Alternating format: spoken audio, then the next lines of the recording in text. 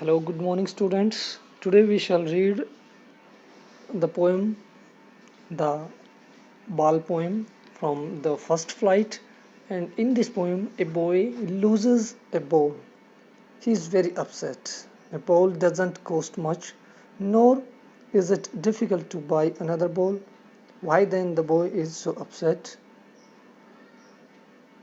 And how does he overcome his sadness? Let us read it out. And the poem is written by John Berryman. Very tactfully, very beautifully, he has written this poem, and it is very beautiful poem. So let us read it out. What is the boy now, who has lost his ball? What is he to do? I saw it go merrily bouncing down the street and then merrily over. There it is in the water. Poet कहता है कि What is the boy now? जिस बच्चे ने who has lost his ball, जिस बच्चे ने अपनी गेंद खो दी, यानी उससे जो गेंद खो गई है वह अब कैसा है? And what is he to do? अब उसको करना क्या है? What he has to do to find the ball? अब पोइट कहता है कि I saw it go merrily bouncing. मैंने इसको it means यहाँ पे ball. I saw it go merrily bouncing. मैंने इसको खुशी से उछलते हुए जाते देखा. Down the street and then merrily over. There it is in water. Merrily bouncing मतलब खुशी से उछलते हुए means यहाँ पे जो figure of speech यहाँ पे जो यूज किया है पोइट ने वो personification है. Personification means एक लाइफलेस ऑब्जेक्ट को इनएनिमेट ऑब्जेक्ट को एनिमेट बना देना, उसमें उसको लिवली बना देना, उसको एक सजीव बना देना, लिविंग बींग्स में चेंज कर देना. तो आई सा इट गो मतलब मैंने इसको जाते हुए देखा. इट मीन्स किसको? बॉल को जाते हुए. Ball can not go but the poet has uses personification, figure of speech, and it has become a living things now. I saw it go merrily bouncing. मैंने इसको उछलते हुए खुश होते हुए जाते देखा. डाउन द गली में से जाते हुए देखा खुशी से. देन merrily over और वहाँ पे there it is in water और अब वह वहाँ पानी में है. No use to say oh there are other balls. An ultimate shaking grief fixes the boy as he stands rigid, trembling, staring down all his young days into harbor where his ball went. I would not intrude on him. A dime, another ball is worthless now. No use to say. अब जो poet है वो कहता है कि कोई फ़ायदा नहीं उस बच्चे को समझाने का. नो यूज टू से oh there are other balls की अन्य बॉल भी वहाँ पे हैं, ये बात कहना इसका कोई फ़ायदा नहीं, और भी गेंदे हैं. And ultimate shaking grief fixes the boy. और जो इमेंस ग्रिफ था वो बॉयज़ को एकदम से बिल्कुल डम बना देता है, एकदम जड़ बना देता है.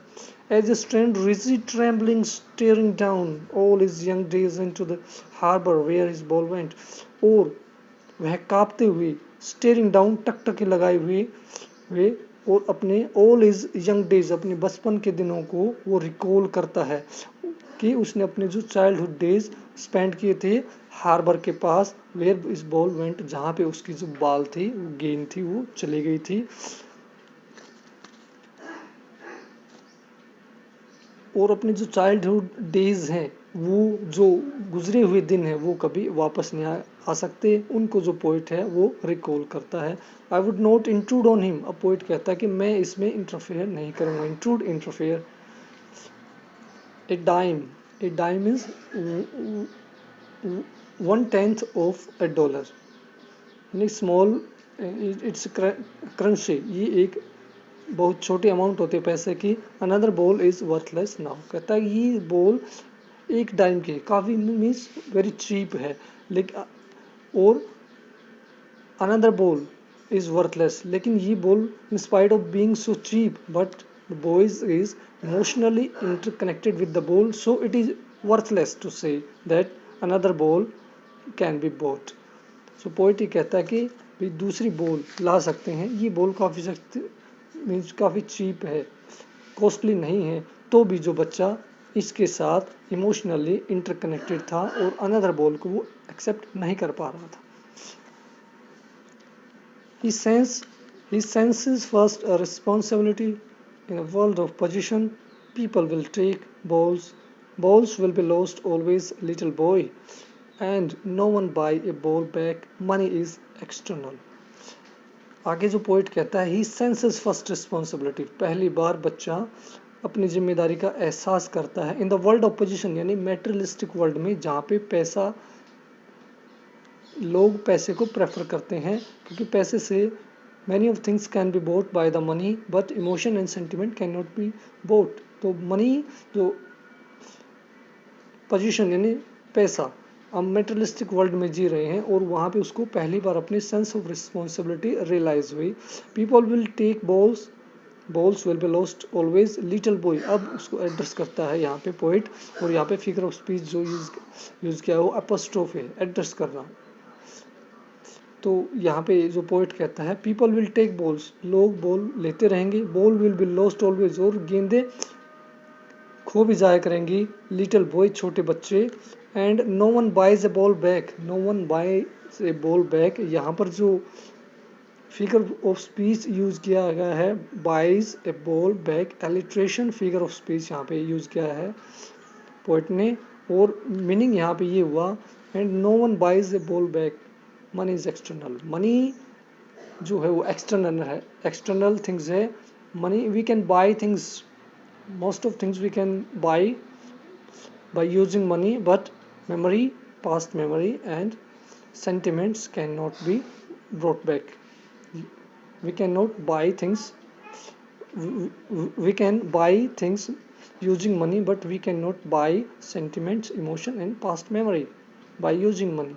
तो पोइट यही कहना चाहता है कि no one buys a ball back, ball से जुड़ी हुई जो मेमोरी, उसकी जो पास्ट मेमोरीज हैं उनको कोई वापस नहीं ला सकता. मनी एक्सटर्नल है, मनी एक बाह्य चीज है. Is learning well behind his desperate eyes the epistemology of loss, how to stand up, knowing what every man must one day know and most know many day how to stand up. He is learning, वह सीख रहा है. Well behind his desperate eyes, on losing his ball the boy is very desperate, very disappointed, full of sorrow. और उसके बीच desperate eyes में वो सीख रहा है, अब भी वह लाइफ के एक्सपीरियंस सीख रहा है बच्चा. Well behind is desperate eyes, अपने दुख में, यानी कि इंसान को जो दुख होता है वो भी उसको बहुत सी चीज़ें सिखा देता है. तो वो डिस्परेट, डिसअपॉइंटेड होने के बावजूद भी वो सीख रहा है how to overcome the sorrow in life. The epistemology of loss means, epistemology क्षति की प्रकृति की समझ, मतलब nothing in the world remains with us forever, so we have to take loss in our life, and so we have to be brave enough to understand and also accept the inevitability of loss which is part of life. तो ये loss profit is a part of life. तो ये इस psychology को बच्चा समझ जाता है, हाउ टू स्टैंड अप, और उसको कैसे फेस करें उस सिचुएशन को, ये समझ जाता है. Knowing what every man must one day know, कि हर व्यक्ति को एक दिन ये चीज़ समझनी पड़ेगी कि how to overcome the fear, how to overcome the loss, and most know many days how to stand up. और बहुत से लोग बहुत पहले इस चीज़ को सीख लेते हैं कि how to stand up, how to bravely face such situations, how to overcome the sorrow in life. So the poet want to convey the message that nothing remains with us forever in our life. We have to take loss in our life and we have to bravely face such situation, and we have to understand and also accept the loss which is the part of life. So as far as the figure of speech is concerned here, so let us see what is the boy now, and second line what he is to do. यहाँ पे जो anaphora figure of speech has been used by the poet. यहाँ पे anaphora means first line and second line, consequent line में same word का जो repetition हो रहा है फर्स्ट लाइन में और सेकंड लाइन में, यहाँ पे एनाफोरा बन रहा है।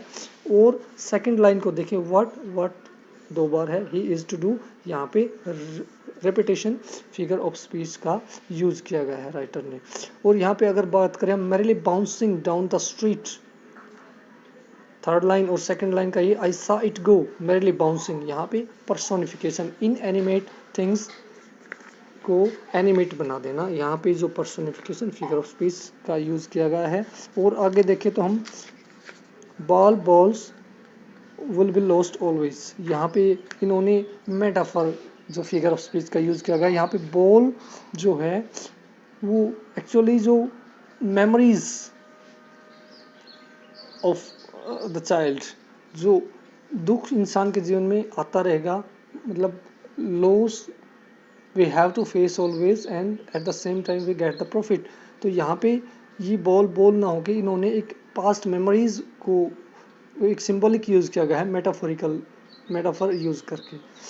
यहाँ पे आगे देखें तो लिटिल बॉय, यहाँ पे जो कहता है राइटर उसको एड्रेस कर रहा है बच्चे को, लिटिल बॉय, यहाँ पे अपोस्ट्रोफी, ये एड्रेस, जब कोई एड्रेस करता है किसी को तो यहाँ पे जो फिगर ऑफ स्पीच अपोस्ट्रोफी होता है।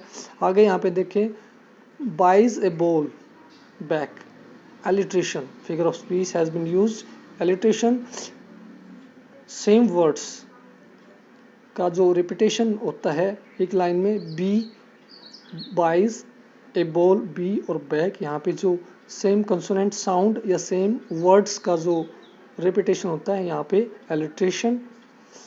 और यहाँ पे लास्ट में देखते हैं सेकंड लास्ट लाइन, नोइंग और knowing what every man must one day know, यहाँ पे रेपिटेशन फिगर ऑफ स्पीच का यूज किया गया है। तो I hope student you have understood the poem and its the message, we have to overcome the sorrow in our life and we have to bravely face the situation. So very beautiful poem. Again I hope that you have understood it and enjoyed very well. Have a great day.